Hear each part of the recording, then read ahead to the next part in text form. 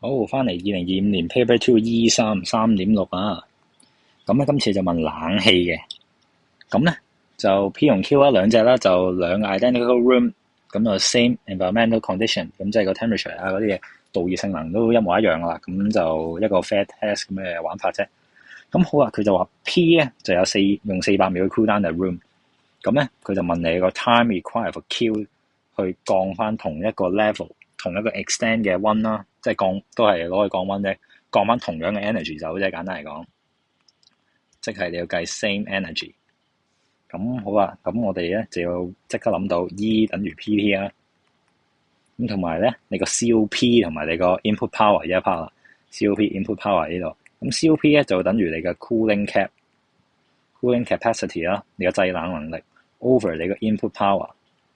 咁我哋就分別計咗 P 同 Q 嘅個數字幾多先係個 cooling cap。P 嗰個咧就係會等於 COP 乘你個 input 啦，所以就係2.2乘1.6啦。咁咧就應該係3.52個 kilowatt 嚟嘅。你個 cooling capacity 就應該咁多。咁佢話用400秒去降溫嘅。咁我哋就計咗佢 energy，究竟佢製咗幾多冷啊？3.52乘400。咁嗰啲咩 kJ 啊 J 嗰啲單位我哋唔 care 住啦。咁所以就3.52乘400啦。咁你應該計到咧個 unit 咧係個1408嚟嘅。咁我哋唔 care 單位住啦。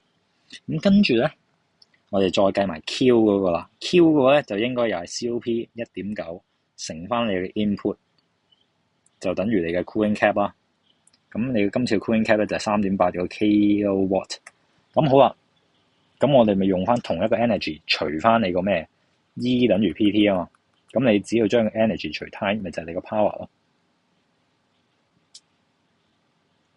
sorry， 調翻轉，你個 energy 除你個 power 就揾到你個 time 啦。I mean，咁所以就1408 over 翻3.8，你就揾到你個 time 噶啦。